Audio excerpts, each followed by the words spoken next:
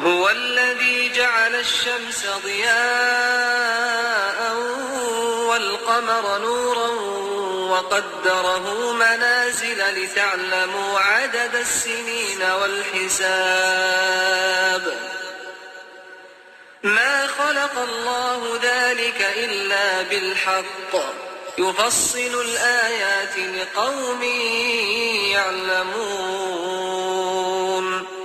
إن في اختلاف الليل والنهار وما خلق الله في السماوات والأرض لآيات لقوم يتقون إن الذين لا يرجون لقاءنا ورضوا بالحياة الدنيا واطمأنوا بها والذين هم عن آياتنا غافلون أولئك مأواهم النار بما كانوا يكسبون إن الذين آمنوا وعملوا الصالحات يهديهم ربهم بإيمانهم تجري من تحتهم الأنهار في جنات النعيم دعواهم فيها سبحانك اللهم وتحيتهم فيها سلام وآخر دعواهم أن الحمد لله رب العالمين. C'est lui qui a fait du soleil une clarté et de la lune une lumière, et il en a déterminé les phases afin que vous sachiez le nombre des années et le calcul du temps. Allah n'a créé cela qu'en toute vérité, il expose les signes pour les gens doués de savoir. Dans l'alternance de la nuit et du jour, et aussi dans tout ce qu'Allah a créé dans les cieux et la terre, il y a des signes, certes, pour des gens qui craignent Allah. Ceux qui n'espèrent pas notre rencontre, qui sont satisfaits de la vie présente et s'y sentent en sécurité, et ceux qui sont inattentifs à nos signes ou versets, leur refuge sera le feu pour ce qu'ils acquéraient.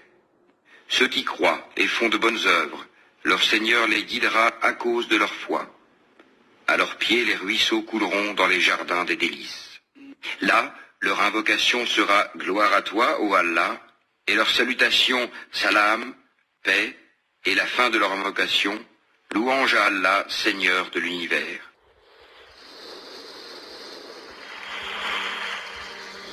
Bismillahirrahmanirrahim. Nous nous retrouvons aujourd'hui pour le premier épisode de la méditation autour du Coran pendant ce mois béni du Ramadan. Aujourd'hui, nous allons nous arrêter sur un verset qui est beaucoup répandu dans le Coran, qui est le verset 6 de la sourate 10, où Allah subhanahu wa ta'ala nous dit, traduction dans le sens, dans l'alternance de la nuit et du jour et aussi dans tout ce qu'Allah a créé, dans les cieux et la terre, il y a des signes, certes, pour des gens qui craignent Allah. Et en prolongement de la précédente intervention, juste avant le début du Ramadan, cet acte finalement que tout musulman doit faire et que les prophètes ont fait finalement, qui est la méditation finalement, car un spirituel, un croyant qui chemine vers son Créateur doit passer par de la méditation. C'est une évidence absolue. Déjà la méditation dans le Coran, dans la parole du Créateur Allah subhanahu wa ta'ala, dans ce qu'Allah ta'ala a révélé, et méditer sur ce que nous appelle Allah subhanahu wa ta'ala justement à méditer, l'alternance de la nuit et du jour, la création des cieux, la création de la terre. Allah ta'ala dit dans un autre verset, la création des cieux et de la terre est beaucoup plus énorme que la création des hommes, mais les hommes ne le savent pas. Et la méditation, mes frères et sœurs, est un échappatoire.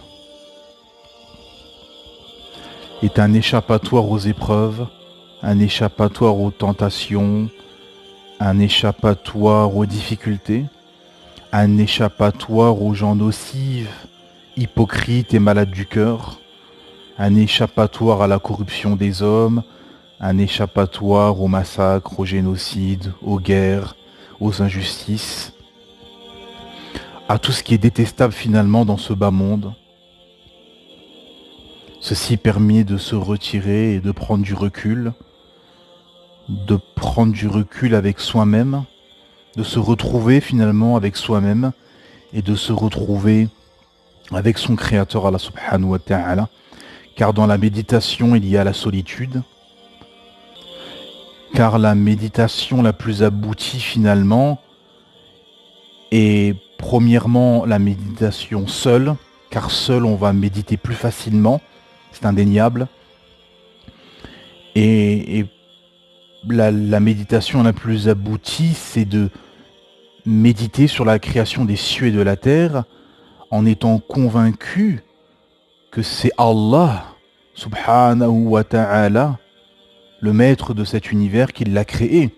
Parce qu'une méditation finalement sans croyance d'un créateur,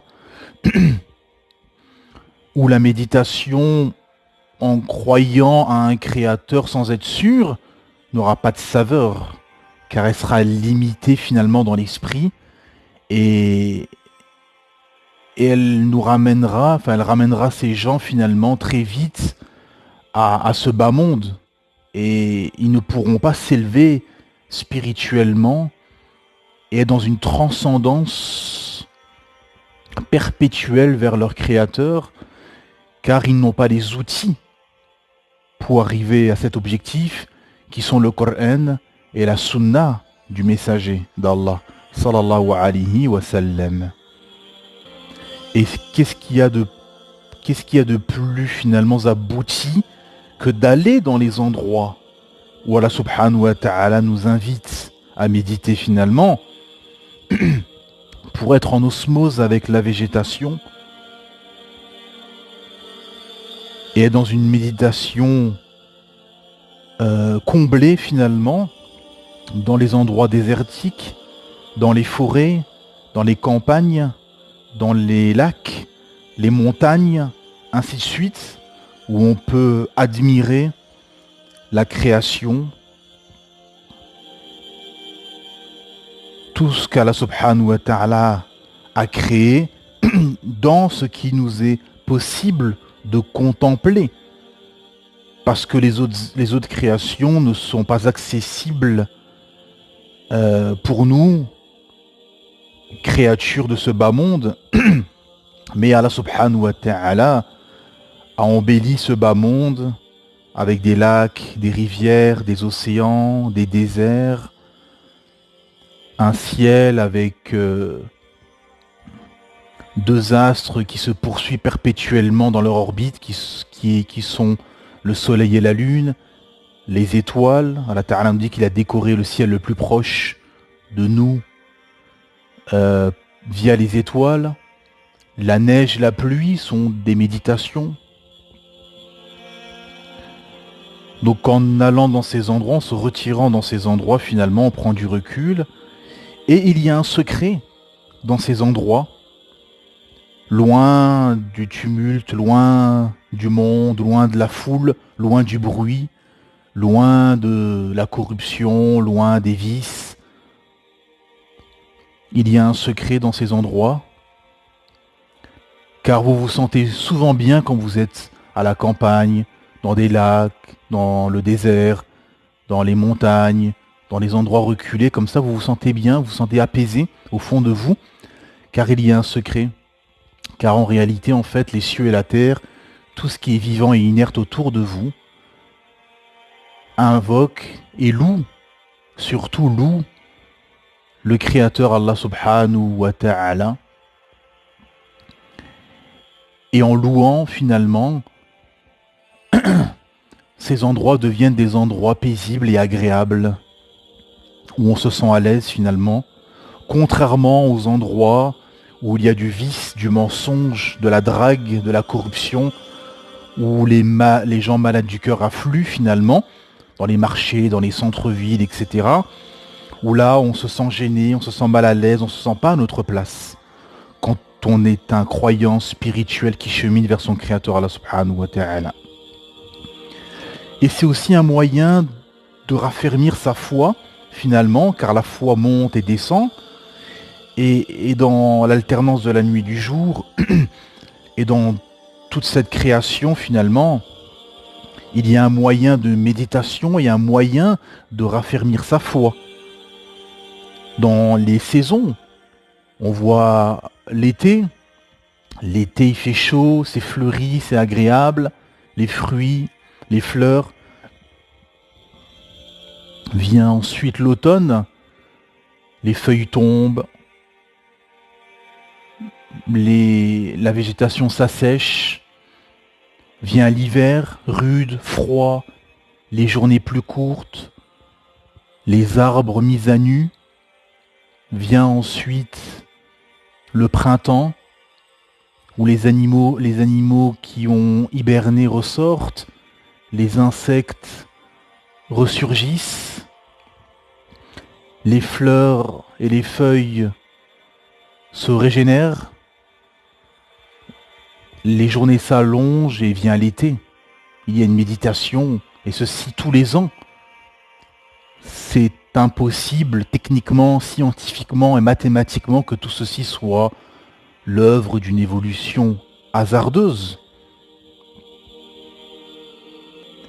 Et dans toute cette création, finalement,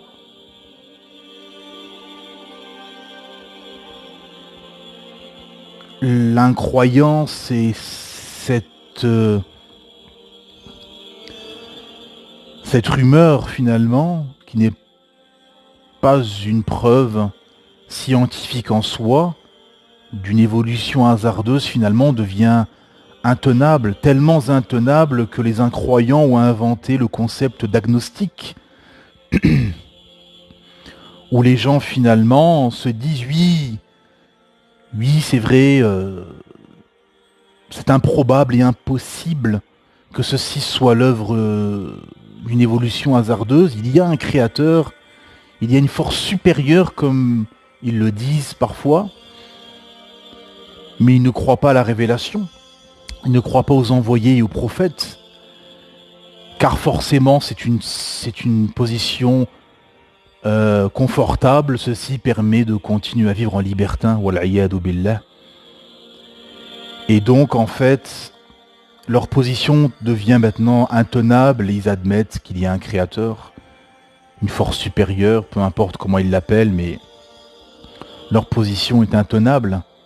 Et pour le croyant, c'est un moyen d'élévation spirituelle, de méditation et de raffermissement de sa foi. Alhamdulillah. Et ce qu'il faudra retenir, mes frères et sœurs, de ce premier épisode de la méditation, et pour que ce soit profitable dans nos vies, à tous, et pour que ça soit profitable pour notre foi et notre élévation spirituelle vers notre Créateur Allah subhanahu wa ta'ala, et que malgré les épreuves, malgré les soucis, malgré les tracas du quotidien, malgré le monde, comment le monde part à la dérive, malgré la fitna qu'il y a, malgré les troubles, malgré les bouleversements,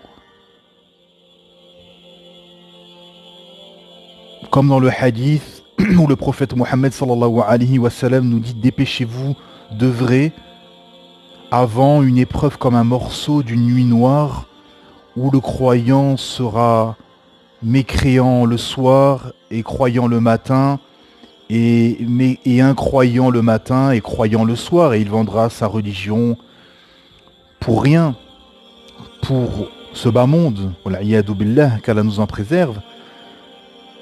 Et beaucoup de hadiths nous démontrent l'épreuve et les tentations de cette époque. Et bien malgré tout ceci, malgré les trous, malgré les bouleversements, malgré tout ce qui se passe, la méditation, se retirer, et la méditation de la création finalement est un échappatoire. Comme le prophète Mohammed sallallahu alayhi wa sallam, avant la révélation, il s'était échappé dans la grotte de Hira, où il allait méditer justement, contempler la création, et il se retirait des troubles de Mecca, où les Qurayshites avaient transformé cette cité en un lieu de corruption, de débauche et de perversion. Et le prophète Mohammed sallallahu alayhi wa sallam a médité. Et tous les prophètes sont passés par là, sont passés par une phase de méditation. Et même une fois qu'ils étaient prophètes, car la méditation est un échappatoire aux troubles, aux épreuves, aux tentations